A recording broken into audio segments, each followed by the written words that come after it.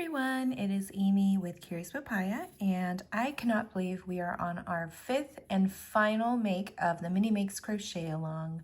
This is being hosted by Clover USA and myself, and let's check out the other 4 patterns that you might have missed. All right, we've got our little basket here. This was the very last one that we just made, the Mini Magician Bunny, and our mini ornament, our mini paint palette, which has a little brush here too, and our little donut, which seems to be a crowd favorite. Some of you guys have been making them even smaller, which I think is so impressive. So let's get started on what you'll need for this project. You will need some white yarn, some red yarn, and some nougat colored yarn. This is all Hobbii Friends Cotton 8/8. And we will also need a 2.75 millimeter hook, a clover darning needle, our mini patchwork scissors, which are extra sharp. We will need UHU glue and also 2 wooden toothpicks. We'll also need a stitch marker and some tweezers. Unfortunately, I misplaced my pink one that I always use, so we're just using another pair for today's video. And last but not least, some green felt. This is a really stiff paper-like felt, which is what you will want. I've got to say, I've saved my favorite for the very last design, so let's go ahead and jump right in. For this pattern, we're going to be working in joined rounds, and that's going to allow us to create this red stripe nice and even all around the bowl. For the bowl, start in white yarn, and let's make a magic circle. Single crochet 6 times into the ring. 1, we're doing yarn under here. 2, 3, 4, 5, 6. Pull your ring, and now we're going to slip stitch to join the round. So insert your hook under the first stitch of the round and slip stitch. Okay. And then let's begin round 2. Round 2 is going to be worked in the back loops only. We will be increasing all around, and because we're working in joined rounds, our first stitch is going to be our chain 1. Chain 1, and we're going to grab our stitch marker. Because chain 1 counts as our first stitch, let's single crochet into the same stitch. So because it's the back loop only, you can just pick up this back loop right here, the loop behind our current stitch. And let's make that second single crochet. It is raining right now here too, so nice cozy weather. I have not even changed out of my PJs. Well, let's work the next increase over on the left. So again, working into the back loops only, make 2 single crochets. Okay, our third, fourth,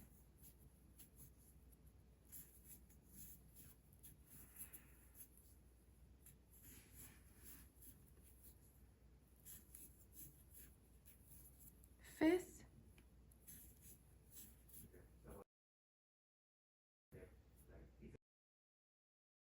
and our 6th. It looks like we have one more stitch here to go into, but remember that is when we joined our round, so we do not work into that slip stitch. Remove that stitch marker and slip stitch into that chain 1, which was our first stitch, and that'll complete this round. Round 3, chain 1, single crochet into the same stitch and single crochet into the next, and then increase and single crochet a total of 5 times around. So we just made our chain 1, so let's mark that first. Increase into the same stitch, and then in the next stitch we will single crochet. This is going through both loops. For the rest of the round, we're going to work an increase and then a single crochet and do that sequence 5 more times. So this next stitch is an increase, single crochet, increase, single crochet, increase, single crochet, increase, single crochet, increase, single crochet. We're back at that slip stitch, and remember we don't work into that, and we should have a total of 18 stitches now. Let's go ahead and slip stitch into the chain 1 to join the round. So I'm going to go into this chain here, slip stitch. All right, now we are ready for round 4. Chain 1, and let's go ahead and mark that first. And then for round 4, we're just going to be single crocheting all around. So go ahead and do that.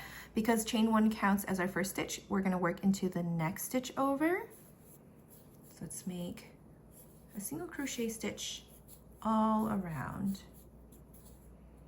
Our stitch count will remain the same. It'll be 18.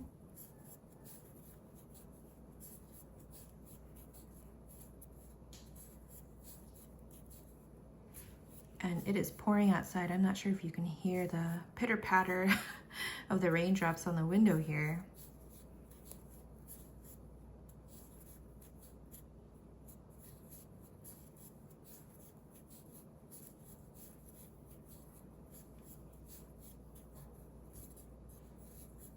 All right, and we're coming back around. Now on the very last stitch, what we're going to be doing is we're going to slip stitch in red. So undo your stitch marker, and then here we're going to go underneath both of the loops, and I'm going to pull up my tomato yarn. So first make a slip knot like so, and then we are going to pull that through. So tighten it by pulling on the little tail here around your hook. Pull that through and tug on your little white tail here, and don't fasten off just yet. Round 6, we're going to chain 1 and again single crochet all around. This is our first chain, so our first stitch, so we can mark it with the stitch marker. Work into the next stitch over under both loops. So then our first single crochet will count as the second stitch here. 3, 4, 5, 6, oopsies.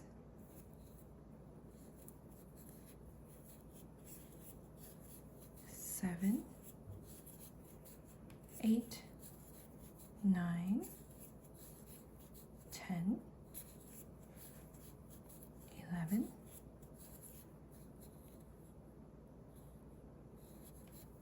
12,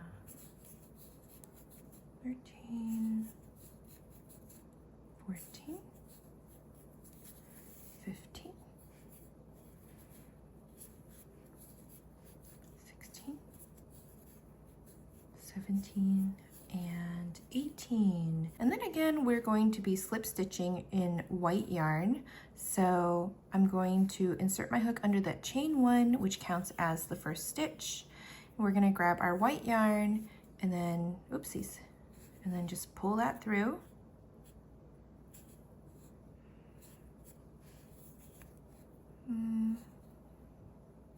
Here we go. Grab our white yarn and then slip stitch to close the round.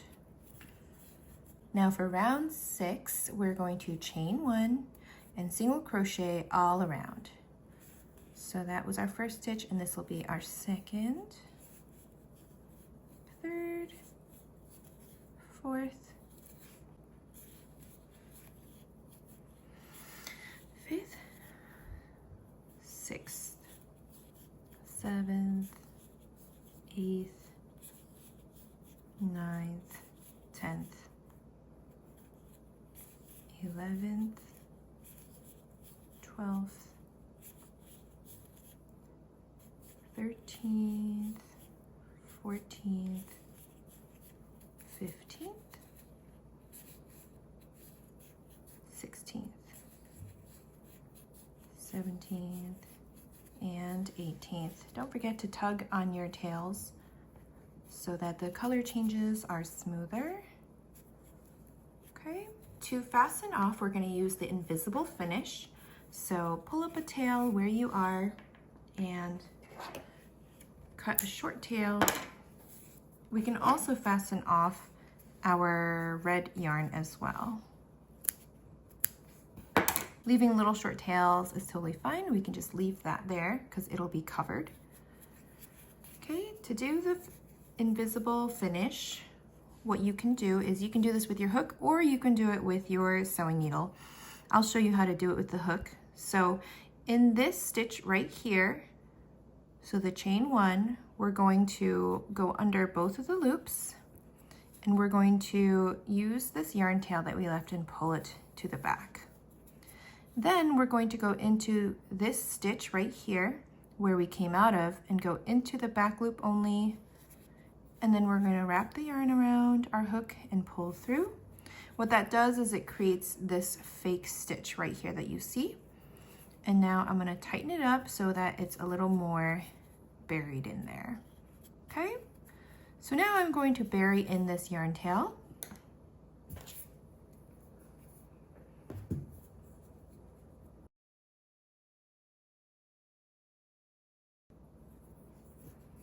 All right, and we can just go through the next 3 or 4 stitches or so to make sure it is secure. All right, and then go ahead and fasten off. Cut it short. Okay. Now we're going to be creating the bottom of our bowl, which is going to be this little footed ring that our bowl sits on. You can see that it looks fine the way it is, but to make it look like that ramen bowl, we're going to give it a little bit of height. So we're going to work into the loops left behind between rounds 1 and 2, and I'm going to insert my hook into one of the loops facing me, closer to me. But this will make sure that your stitches are facing the right way. So I'm just going to wrap my yarn around my hook like so and pull up a loop and chain 1 and make a single crochet stitch in the same stitch. And what that's going to do is create our first standing single crochet. Now we're going to single crochet around, so in the next stitch over in the remaining loop, make another single crochet. Okay, you might need to use your fingers to kind of wedge your hook in there and just keep going all the way around making single crochet stitches. Okay.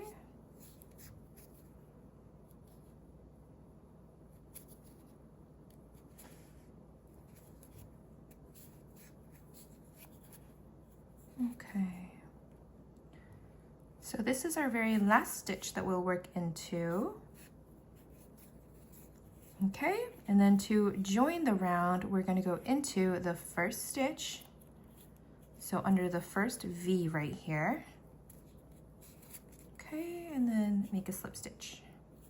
It's a little easier to work this bottom of the bowl before you start on the noodles inside, just because that way we can bury all of our tails underneath. Fasten off. We'll use our needle to go ahead and bury these tails onto the inside of the bowl.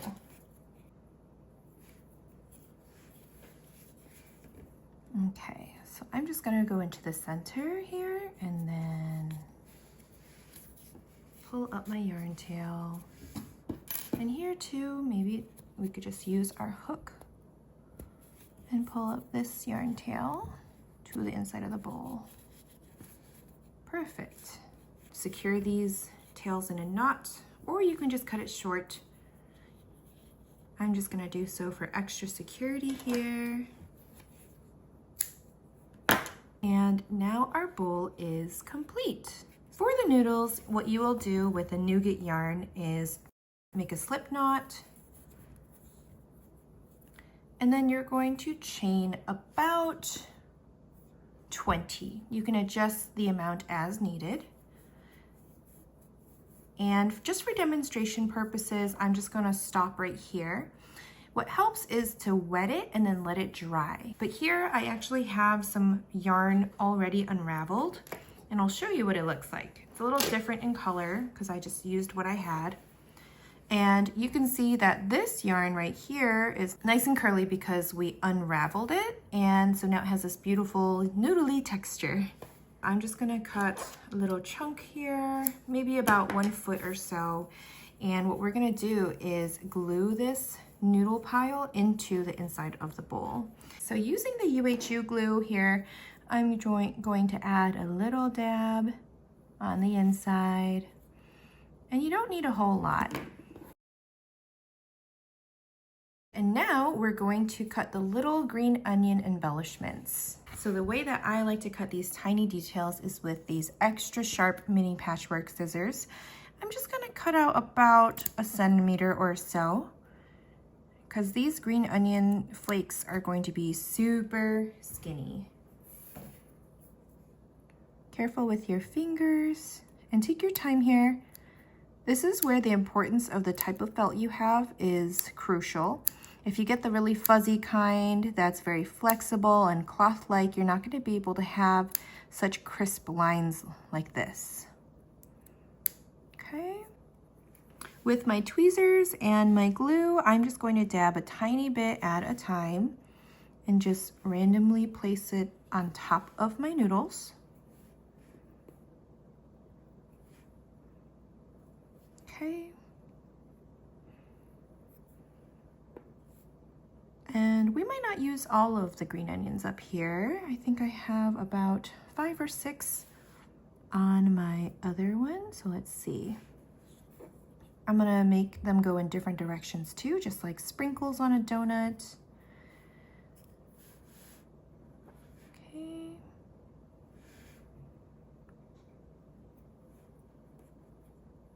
And maybe one more will do the trick. We can save the rest for later. Okay. And let's go ahead and make our tiny chopsticks. For my example, I used the blunt tip of my toothpicks because I liked the detail that it had here. You can also use the sharper end, and that's what I'm gonna do for this example. So with my scissors, I'm gonna leave about 1 inch or so, and then I'm gonna just slowly carve through it. You don't wanna break it because then it's going to create a jagged edge. This way you have a nice clean edge. I'm gonna do the same thing with my other chopsticks, so I'm just gonna measure it next to each other. So I like to use the inside of my scissors and slowly work my way around. That looks really cute, just like that. So take a look at where your piece is joined, because that's gonna be the back side of our ramen bowl. And I'm just gonna place my chopsticks right around the back side where we had our invisible finish. So with a tiny dab of glue, I'm gonna add it to the rim and then carefully place one of the chopsticks here. We'll do the other one next to it and let that dry before you move it around. But I just think these make such a cute little ornament.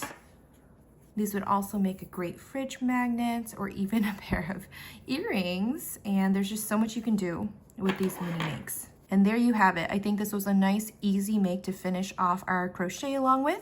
I just want to thank you so much for taking the time to crochet along with Clover and myself.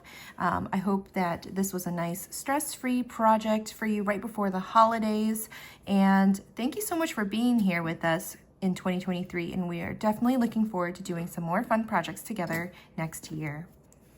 Here we have all of our little mini makes, and our collection is complete. Don't forget that you have until December 21st to post a photo of all of your makes, and we would love to give 2 lucky winners our grand prize bundle. So be sure to check out the details for that in the blog post below. Happy holidays, and don't forget to hit subscribe and let me know in the comments what other kinds of tutorials you would like to see next year.